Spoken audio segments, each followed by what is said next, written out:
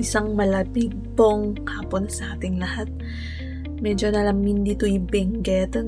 Isa nga kailangan tinapuskol, kailangan ng mas makapal na jacket. If you visit Benguet, mag-jacket po kayo ng mas makapal.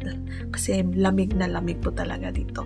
So for today's video, we will talk about rebate in cooperatives when it comes naman sa pangungutang natin. Kapag po tayo na member ay nangutang sa ating kooperatiba, ay kailangan din natin i-check kung meron tayong rebates. Yung rebates po is nanggagaling din sa ating mga interest na binabayaran. Meron kasi yung time na hindi ito na-check ng mga staff ng cooperative.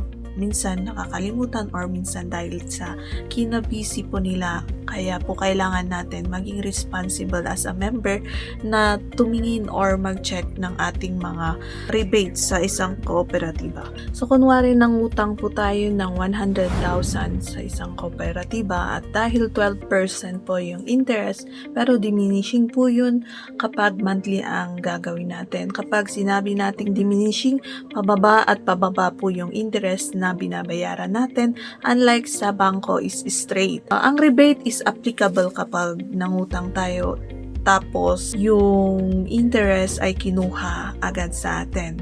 So 100,000 multiplied by 12% equals to 12,000.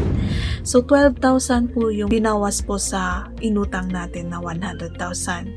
Kapag nabayaran po natin ng 3 months, maibabalik po yung interest ng 9 months. Yung maibabalik po sa atin na 9,000, that is rebates. Pag maaga po tayong nagbabayad ng ating mga utang, meron yang rebates. If lump sum po yung kinuha nating mode of payment po natin. So, kailangan nating bantayan yan para hindi rin po tayo lugi na member kasi kinuha yung isang taon tapos nagbayad ka after 3 months.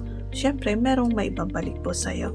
So, sa pagbabayad po natin ng maaga, mas lesser po yung interest na babayaran natin. So, yun lang po ang ating video for today. I hope it helps. Once again, this is Ibing at Grace saying sharing is caring. Bye! See you!